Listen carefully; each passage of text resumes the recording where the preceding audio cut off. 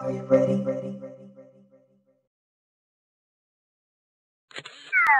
You have reached the point of no return. Hello, people of the world. So today I'm going to be making another book review for you guys about a book called Divergent by Veronica Roth. But first, let me tell you, I was planning on this coming up week making another music video because I finally got the lyrics down for another ASL song, and I was going to record it, but that's not going to happen because I'm going on vacation. I'm going to South Padre Island, and it's going to be a lot of fun.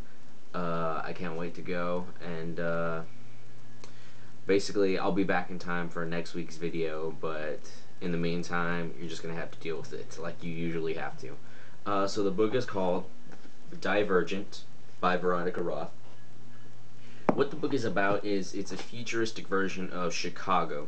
Society has been split into 5 factions. Now what a faction is, it's a group that values a certain humanitarian ideal. There are 5. One of them is Amity. They value peace. Erudite, they value knowledge. Candor values truth. Dauntless values bravery. And abnegation, or however you say, they value selflessness. And the book is about this one girl named Beatrice Pryor. She was born into abnegation, so she's had to live her entire life basically thinking of others before herself, but she's not very good at it. Selflessness doesn't come naturally to her. She's very curious. She wants to know what she looks like. She looks at the Dauntless all the time and kind of envies their freedom, because the way the Dauntless travel is by train. They jump on and off moving trains to get to and from places, and the way everybody else travels is by bus or car or walking. But the abnegation will basically, they take the most convenient route for everybody else. So they take rowdy buses. They live apart from everybody else in, I wouldn't say the rundown part. It's more past the rundown part. They've created like their own little community. Each faction basically only socializes with the faction, their same faction. Of course, they do have a government, but it's mostly run by the abnegation, because what better way to run a government than by having by knowing all the officials are going to think about everybody else before themselves. So they do what they think is best for everyone. What happens in this world is that growing up, every child goes to the same school. They go to a school that teaches them different things. There are some classes where all the factions coexist, like faction history, but not many of them do. Basically, they learn all about their faction. They learn a little bit of knowledge. They learn how to survive, things like that. But when they turn 16, they go through this ceremony called the Choosing Day, where they can choose to remain in the faction that they were born into, or choose to go to a different faction. Now, most people in abnegation stay in abnegation because they grew up this way and they've been thinking of other people their entire lives, so they're just used to it, and whether or not they want to move, they're most likely going to think of other people and stay in their families. Because once you change factions, you're basically like, you don't talk to your family anymore, really.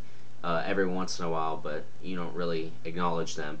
The rule is faction before family. So if you choose to go to another faction, then you have chosen that faction. Your family is no longer supposed to be important to you. So, but before choosing day happens, they have to go through this process where they do a simulation to determine what faction they are best for.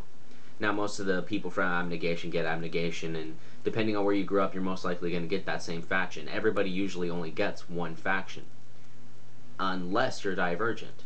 but it's bad to be divergent because of the way that they think in an ideal way that it's multiple things, so they're dangerous to this society. But Beatrice doesn't know this. So she goes in to do the simulation, and it starts out, she has to face a dog, there's a basket in front of her, there's a knife, and there's cheese. Basically, it's supposed to be like a test on whether you're dauntless or erudite or amity or whatever. If you're dauntless, you're going to go for the knife. If you're amity, you're going to go for the cheese. If you are abnegation, you're just going to think about the dog before yourself and let it kill you, because it's like a rabid dog. If you're no, it's not. It's if you'll go to the cheese if you're amity. If you're erudite, you'll think about ways that you can overcome a dog or keep it from killing you without having to use these items. It's different things. But what she does is when she does the simulation, she's aware that she's in a simulation. And of course, she doesn't know that everybody else is not the same way. For most people, whenever they're under a simulation, they don't know they're in a simulation. They just think it's real. But she knows. But so she's trying to figure out what to do and how to keep the dog from basically killing her. And she does it, but in a way that's off and it's not right. So the simulation changes and goes to a scene on the bus where a man is talking to her, and she's reading a newspaper, and he's on the cover, and he killed a lot of people or whatever. There's a man on the newspaper, and in this simulation she knows him, and the man is asking if she knows him, because if she knows him and she tells the man that she knows him, she's thinking about the greater good and she's probably abnegation. But if she keeps it to herself, she's obviously not candor, because they tell the truth. So in the end, when the simulation is all over, she gets 3 different results on hers: abnegation, erudite, and dauntless. She's kind of freaked out because the person giving her test is a dauntless woman, and she is kind of freaking out herself. She leaves the room, goes and does some things, comes back and tells her that she is divergent, but she needs to keep it a secret. This woman changes her test scores to make her only abnegation results, and then tells her to go home. Now, everybody knows that something went wrong during the simulations, but nobody knows who it was or exactly what happened. But she was the reason it went wrong. When she gets home, she meets up with her brother and her friends, and her brother is kind of acting odd. And before they go to bed, her brother has always naturally been selfless. He's always thought of everybody before himself and has done everything right, and she has no doubt in her mind that he's going to pick abnegation. But before they go to bed, he tells her, for this one time, don't think of other people. This is about other people, but it's also about us. And she's just kind of blown away. It's like, what? What do you mean think of myself? You never tell me to think of myself.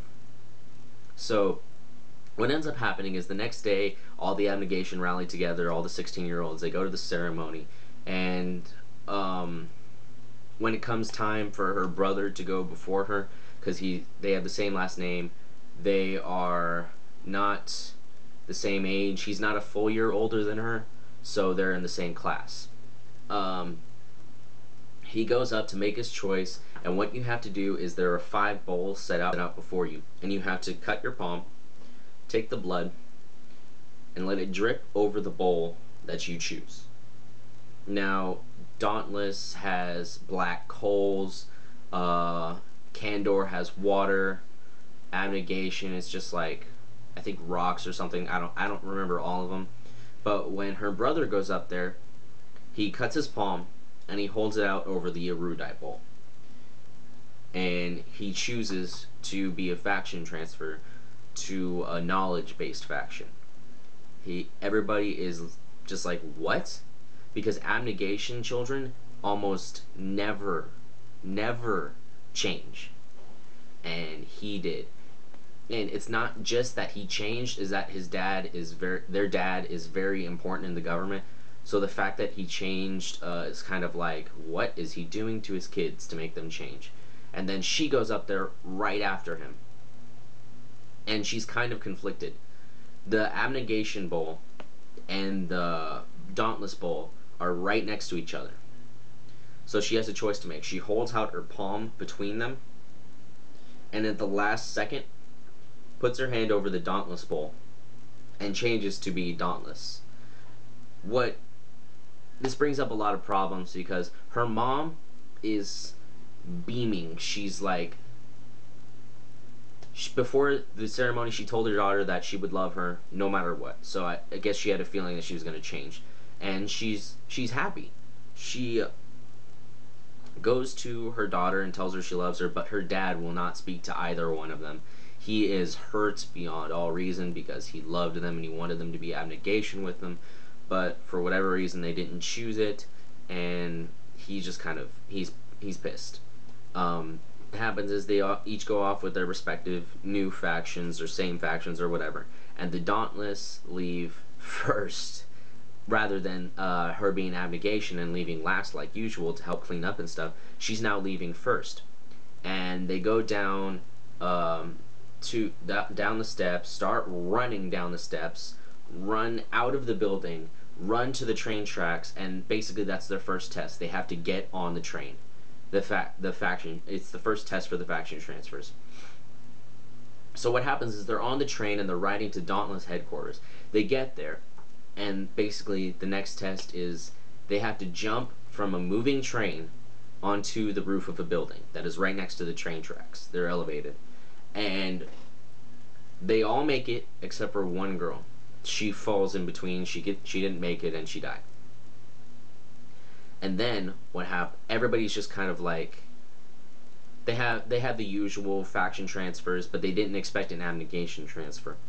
They move on to the next test, which is apparently all the initiates, faction born or faction transfer.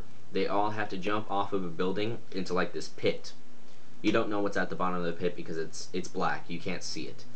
And they ask the faction transfers to go first. So none of them are really eager to do it except for Beatrice.